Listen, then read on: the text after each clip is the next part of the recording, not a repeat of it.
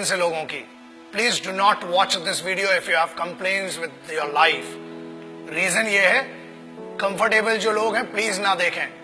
छोटे और कमजोर दिल वालों के लिए मैं बात ही नहीं करता हूं। See generally now youngsters, youth और anybody in this country, specially Bharat में बड़ी शिकायतें आई हैं कि यार हमें ये नहीं मिल रहा, वो नहीं मिल रहा, हमारे पास कंफर्टेबल लाइफ नहीं है। What do you know about the problems?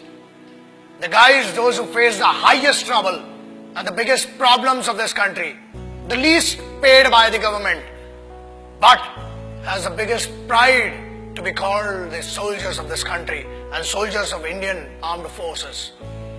मैं उन सिपाहियों की बात कर रहा हूं। एग्जाम्पल, जब ये वीडियो देख रहे हो ना, तब हजारों लोग वहां सियाचिन ग्लेशियर में, शायद आधों को तो नक्शा भी नहीं पता होगा, सैन फ्रांसिस्को ऐसा बता देते हैं मैप पे आजकल बच्चे। You can not live without the chatting और व्हाट्सएप और फेसबुक मैसेजिंग और texting for half an hour और 1 आवर।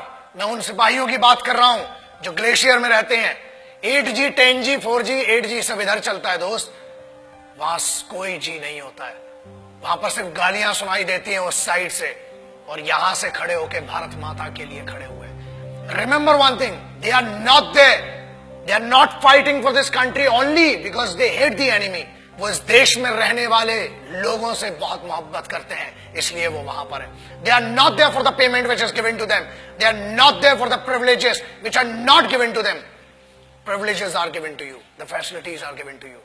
फिर भी इतनी कंप्लेन्स, अरे पानी गिर गया, हम कॉलेज नहीं जा पाएंगे, ये हो गया। बहुत कंप्लेन्स है माँ बाप से इन बच्चों को। Remember that.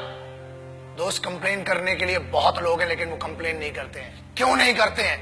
Because they are fighting for this land, they are fighting for this country, they are fighting for that emotion of freedom, they are fighting for that emotion which belongs to you, which doesn't belong to them. वो एक sense of responsibility, sense of security आपको देने के लिए वो रात भर खून में खड़े हुए हैं। आप बात करते हो -50 जनरल टेम्परेचर है सियाचिन ग्लेशियर का, -50 जनरल। जब आप ये वीडियो देख रहे हैं, हजारों सिपाही आज भी अपने खून को सुखाकर वहां पर लड़ रहे हैं। They cock up their rifles, they write their last letters to their families, और उसके बाद एक दूसरे की नजरों में इसलिए देखते हैं कि मेरे यार ये नहीं पता कि कल मैं तेरे साथ बैठकर खाना खा पाऊंगा कि नहीं। बोलना तो बहुत दूर की बात सोचिए, आप सोच भी नहीं सकते किन कंडीशंस में वहां पर। And remember one thing, I'm not talking about the highest battleground of the country. I'm talking about the highest battleground in the world.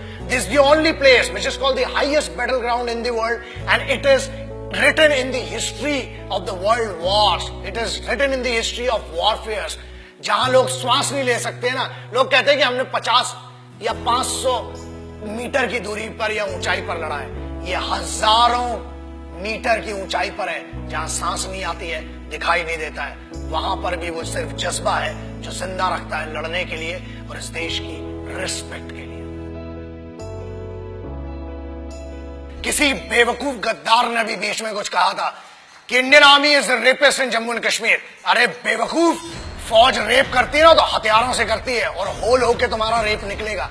याद रखना, ये तो कॉन्स्टिट्यूशन है कि हमें फौज की आज भी अतीक और इज्जत है कि फौज आज भी कुत्तों को नहीं मारती, इसलिए बचे हुए हो। और याद रखना, किसी के भी खिलाफ कह लेना, मगर हिंदुस्तानी फौज, Indian army, navy and air force के बारे में बोलने के पहले 1 करोड़ बार सोचना, क्योंकि याद रखना, अगर फौज रेप पे आ गई ना तो तुम्हारी रूह का रेप होगा।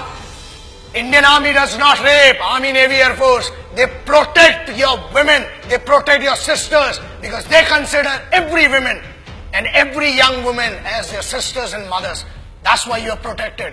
बोलना बहुत सरल है और बहुत दम है, बहुत खुजली है, बहुत गर्मी हो रही है ना, आ जरा बॉर्डर पे 2 दिन की ड्यूटी करके दिखा, चूतड़ में से पूरी गर्मी बाहर आ जाएगी।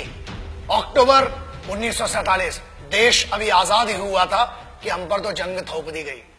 But who did that? Let's talk about that. I'm talking about first unit of Sikhs, the first battalion of Sikh, one of the most elite, one of the most respected and decorated regiment of the Indian Army, called the Sikh Regiment. And this is this wonderful story. The guys whom I'm talking about, the finest warriors, the finest Khalsa warriors.